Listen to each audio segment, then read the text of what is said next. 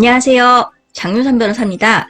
오늘은 예고 드린 바와 같이 국토교통부와 법무부가 함께 발간한 2020년 7월 31일 개정 주택임대차보호법 해설집에 대해서 살펴보도록 하겠습니다.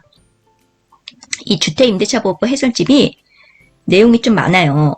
근데 좋은 내용들이 많기 때문에 제가 몇 차례에 거쳐서 시리즈로 방송을 진행할 예정입니다.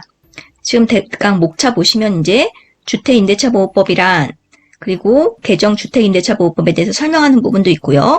개정 관련 FAQ도 있고요. 주택임대차 분쟁 조정제도에 대해서도 나오고 있습니다. 그런데 여기 있는 내용을 100% 다 하는 것은 아니고요. 이 중에서 중요하고 의미 있는 내용들 위주로 진행을 하도록 하겠습니다. 일단 오늘은 주택임대차보호법이란 이 부분을 공부를 할 건데요. 화면이 좀 작아서 불편하신 분도 있는 것 같아서 화면을 좀 키웠습니다. 혹시 지금 이 화면이 영상을 찍었을 때도 작게 느껴지면 나중에 유튜브 동영상 밑에 댓글로 좀 화면 더 키웠으면 좋겠다고 얘기해 주세요. 자, 주택임대차보호법의 의미에 대해서 나오고 있어요. 주택의 임대차는 임대인이 임차인에게 주택을 사용 수익하게 하고 임차인이 이에 대한 대가로서 차임을 지급한다는 점에 합의가 있으면 성립됩니다. 민법 618조에 있고요.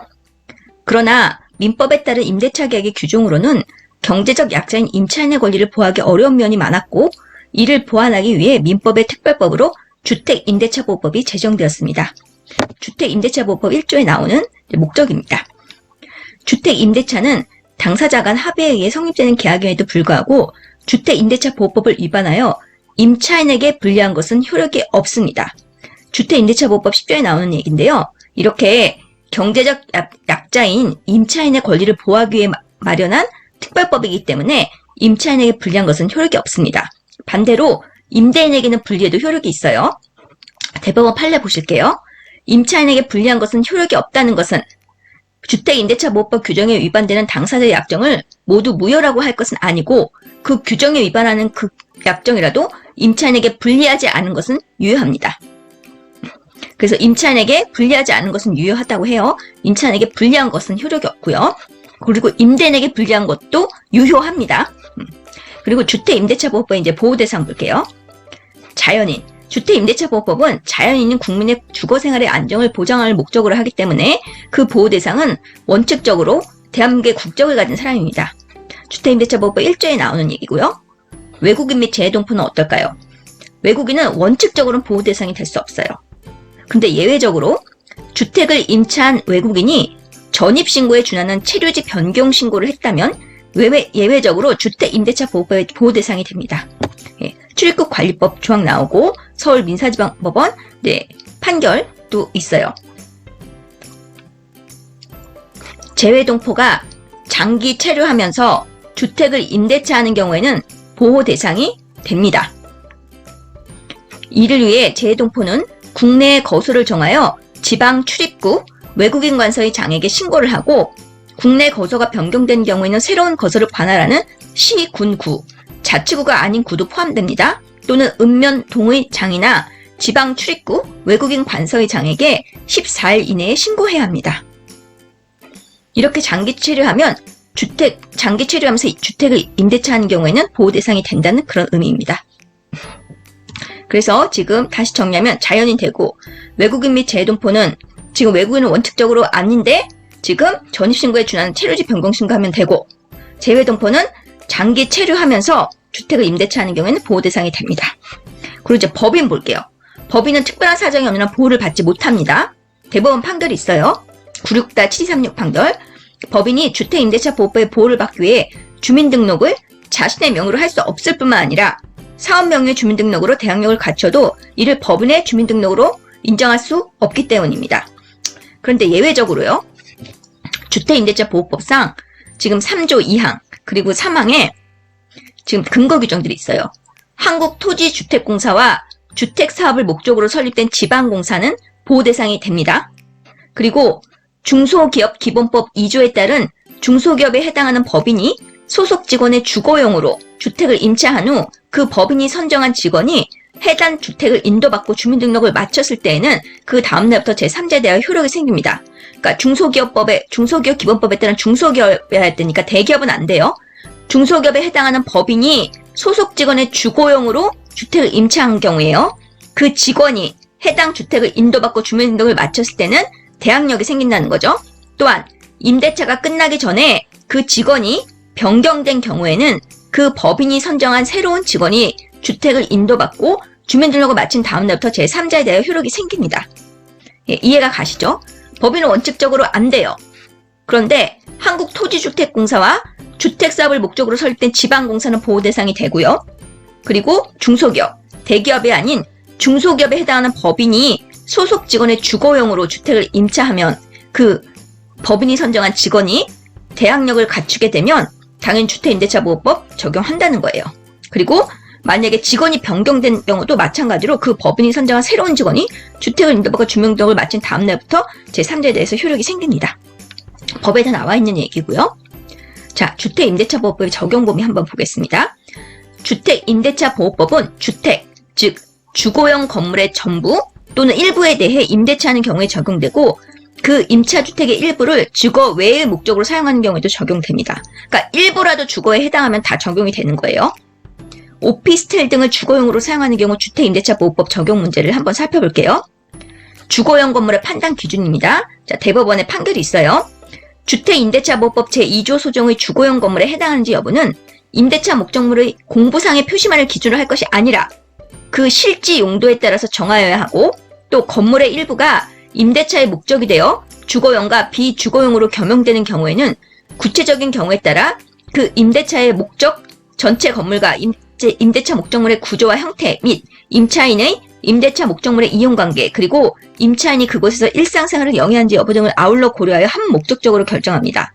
그러니까 중요한 것은 공부상 표시가 주택이 아니라고 해도 실제로 주택으로 사용하면 주택이 된다는 얘기예요. 그래서 건물의 일부가 임대차의 목적이 되어 주거용과 비주거용으로 겸용되는 경우에는 구체적인 경우에 따라서 그 임대차의 목적이나 전체 건물과 임대차 목적물의 구조와 형태, 임차인의 임대차 목적물의 이용 관계, 임차인이 그것에 일상생활을 영위하는지 여부 등을 다 아울러서 고려해서 한 목적적으로 결정해야 된다는 것입니다. 일부를 주거의 목적으로 사용하는 경우 전체 건물 중 1층인 임대차 목적물이 공부상 소매점으로 표시되어 있으나 공부상은 소매점이에요. 건축 당시부터 그 면적의 절반 정도가 방 2칸으로 나머지 절반 정도가 소매점 등의 영업소를 하기 위한 홀로 건축되어 있었고 나머지 상태에서 임차인이 가족들과 함께 거주하면서 음식점을 영업하여 온 경우에는 주거용 건물로 주택임대차보호법이 적용된다고 판결을 했어요. 지금 어떤 의미인지 아시겠죠? 지금 건축할 당시부터 그 면적의 절반 정도가 방이에요. 그리고 절반 정도는 소매점 영업을 하기 위한 홀이었고 그래서 그 상태에서 임차인이 가족들과 함께 거주하면서 음식점을 영업했어요. 그런 경우도 주거용 건물로 주택임대차보호법이 적용된다고 보았습니다. 그러나 여간의 방 하나를 내실로 사용하는 경우 등 비주거용 건물에 주거의 목적으로 소부분을 사용하는 경우에는 주택임대차보호법의 보호 대상에서 제외될 수도 있습니다. 여간의 방 하나를 내실로 사용하는 경우는 안 된다고 했어요. 요거 잘 기억하시고요. 미등기 무허가 건물은 어떨까요? 어느 건물이 국민의 주거생활의 용도로 사용되는 주택에 해당하는 이상 비록 그 건물에 관하여 아직 등기를 마치지 아니하였거나 등기가 이루어질 수 없는 사정이 있다고 하더라도 다른 특별한 규정이 없는 한 주택임대차보호법이 적용됩니다. 그러니까 미등기 무허가 건물이라도 하여간 주거로만 사용되면 주택임대차보호법이 적용됩니다. 아울러 주거용 건물 여부의 판단 시기를 볼게요. 그 판단 시기는 임대차 계약을 체결하는 때를 기준으로 합니다. 주거용 건물에 해당하는지 여부는 임대차 목적물의 공부상의 표시만을 기준으로 하는 것은 아니고 그 실제 용도에 따라서 한 목적적으로 판단합니다. 아까 우리 배웠죠? 한편 일시 사용을 위한 임대차는 일시 사용을 위한 임대차임이 아주 명백한 경우에는 주택임대차법이 적용되지 않습니다. 이거는 주택임대차법이 11조에 나와 있어요. 일시 사용을 임대차는 그 법이 적용되지 않죠. 숙박업을 경험한 자가 투숙객과 체결하는 숙박계약은 일시 사용을 위한 임대차이므로 주택임대차법이 적용되지 않는다고 했습니다. 숙박업을 경영한 자가 투숙객과 체결하는 숙박계약이에요. 이건 일시 사용을 위한 임대차에 해당한다고 93-43590 판결이 그렇게 판시를 했습니다. 자, 오늘은 주택임대차 보호법의 정의, 그런 어떤 이 주택 임대차 보호법이 어떤 거고, 의미, 그리고 뭐 보호 대상, 적용 범위까지 살펴봤고요. 이제 다음 시간부터는 주택임대차법상의 임대인의 권리 의무와 임차인의 권리 의무를 살펴볼 겁니다. 이 부분도 중요하기 때문에 다음 시간 방송도 꼭 시청해 주세요. 제가 네이버에 카페를 개설할 예정이라서 이에 대한 안내를 해드리려고 합니다. 네이버에 장윤선 변호사의 부동산 카페를 개설할 예정인데요. 많은 분들이 함께 모여서 부동산에 관한 좋은 정보도 나누고 공부도 같이 할 수 있으면 좋을 것 같아요. 그래서 공인중개사분들, 법무사분들, 세무사분들, 건축사분들, 그 밖에 부동산 관련 업종 종사자분들, 그리고 일반인 분들도 좋아요. 그러니까 많은 분들이 함께 했으면 좋겠거든요. 같이 질문과 답변도 하고 공부도 하고 서로 좋은 지식 나누고 정보도 공유하면서 자신이 가진 재능 기부한다고 생각하시고 참여해 주시면 정말 감사드릴 것 같습니다. 남이 잘 되어야 나도 잘 된다. 이런 생각을 갖고 계셨으면 좋겠습니다. 많은 분들 함께 하셨으면 좋겠고요. 정식으로 오픈되면 공지 드리도록 하겠습니다. 오늘 방송도 시청해 주셔서 진심으로 감사드립니다. 좋아요, 구독 눌러주시면 저에게 많은 힘이 됩니다. 다음 시간에 또 뵐게요. 감사합니다.